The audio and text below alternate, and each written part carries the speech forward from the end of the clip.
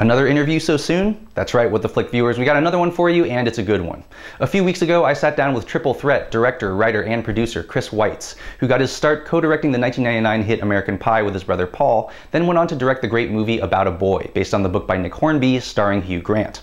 After that, Weitz got tapped to direct mega-budget tentpoles like 2007's The Golden Compass, and in 2009, the latest installment of the ultra-successful Twilight series. So it might have surprised people when Weitz decided to go small-budget and intimate for his next film, A Better Life, which tells the story of Carlos, an undocumented gardener played by Demian Bashir, and his efforts to create a better future for his American-born teenage son by buying his boss's pickup truck and starting his own landscaping business. But when the truck is stolen, it sends Carlos and his son, played by Jose Julian, on a quest across Los Angeles to get it back. You can see my review of A Better Life on What the Flick by clicking the annotation below or looking in the info section of this video. Chris and I talked about the challenges and rewards of making a movie about illegal immigrants, what he hopes Republicans get out of the film if they see it, and movies that were influential in his life. So I hope you enjoy it, and I hope that you enjoy my new show, ReThink Reviews, which is going to be starting out on the TYT network this July. So I was reading in the press kit, you were saying that, you know, this movie, it's not just kind of for the audience, but it's also for, you know, the people it represents and all the people who helped you and like the people at Homeboy Industries, and kind of wondering what it's like to have that added pressure of not just trying to make an entertaining, engaging movie, but also to have that and also the pressure of, you know, this much maligned group that so many people seem to be attacking. Well, it is a responsibility I take very seriously. I mean, we got a lot of help on this movie. I think that's the big theme of this movie for me, was as a director learning to listen to people and to ask for help. And, you know, one of the first things I did was to go to Father Gregory Boyle at Homeboy Industries, which is a gang intervention program in East Los Angeles, and he gives jobs to gang members who want to come in out of the cold. And so there are, you know, we had guys from Homeboys working in our crew. We cast our gang members from ex-gang members who had been in Homeboy Industries. We got advice from high school kids from the after-school program at Legacy LA. And I feel a tremendous debt of gratitude to them. And we owe it to them not to demonize them, which I think the script succeeds in doing, but also to the very hard-working people who, you know, bring us our food and take it away, who take care of our children,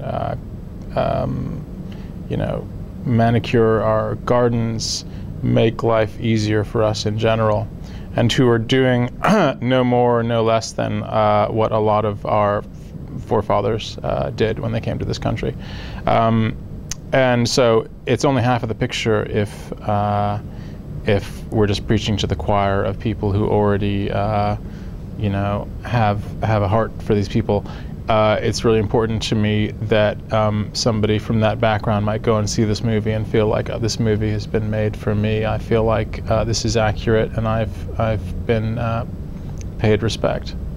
And speaking of you know, not wanting to just, you know, preach to the choir, I mean, are there plans to roll this out in like Arizona and Alabama? And you know, if for kind of conservatives and teabaggers, like what would you hope they would take away from seeing a movie like this?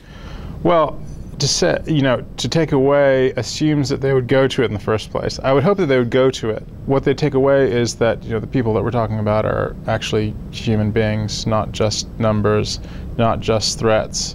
The vast majority are of Hispanic immigrants in America are law-abiding, except for one major exception, church-going, responsible, hard-working, family-loving people. I saw an interesting T-shirt in East LA the other day, who would Jesus deport? And so the question really becomes one of identification and whether we see these people as the other or whether we can see something of ourselves in them. And I think that, you know, in large part this is really just a movie about a father's love for his son and what he's willing to do to make his life better.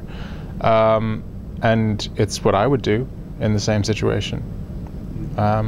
So to get a sense of the universality of this issue.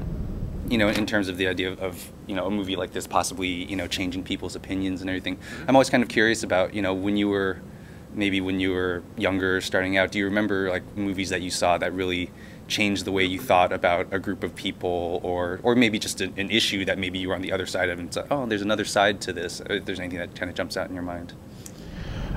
Star Wars. I was very pro-Empire until I saw Star Wars, and then I realized their evil plans. Joking aside, I think an example of a film that can really make a tremendous impact is The Killing Fields.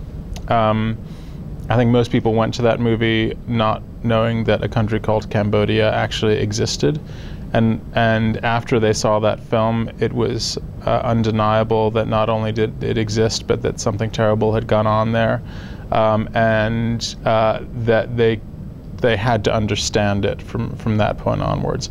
And I think it actually provoked a shift in the way that people dealt with that country. Now that's an extraordinary sort of titanic film.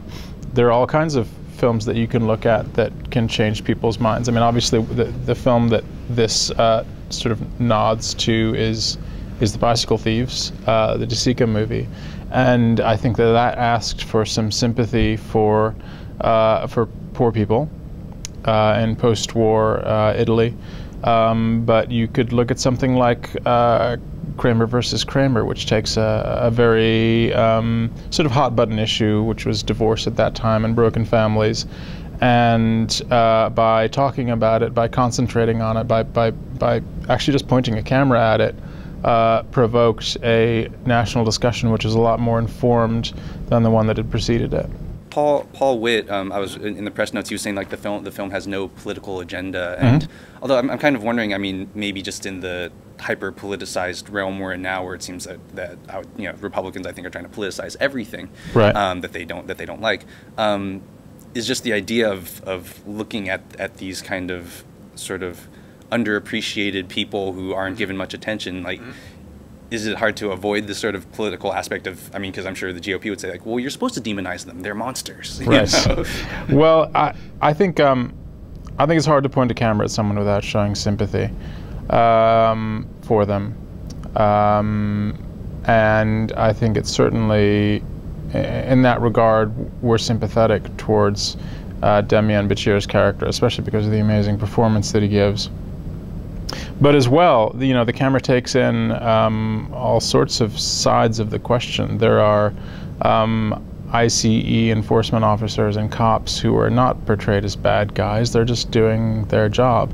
And I understand the other side of the issue as well. There are scary things. These are scary things to people living on the border in Arizona and Texas. No matter where you come down on things, I think that that a more honest assessment of the elements at play in this question can only help. And right now there are people who are being talked about in the third person and as numbers and statistics, and this gives you a chance to see them close up and to understand a bit more who we're talking about. And real quick, so you mentioned the Bicycle Thieves as an influence, and I was really kind of struck by the movie, just kind of how tense it is, and normally this kind of thing is like, oh, there's a suitcase of money, or there's the secret files, and this is like this kind of slow kind of happening in slow motion as they have to take buses and are walking around. And I was wondering if there were any like kind of like crime story or detective story movies that you used as reference in this. Well, not really, because that's kind of not my genre, but I have to say that the script is kind of written like a thriller more than anything else.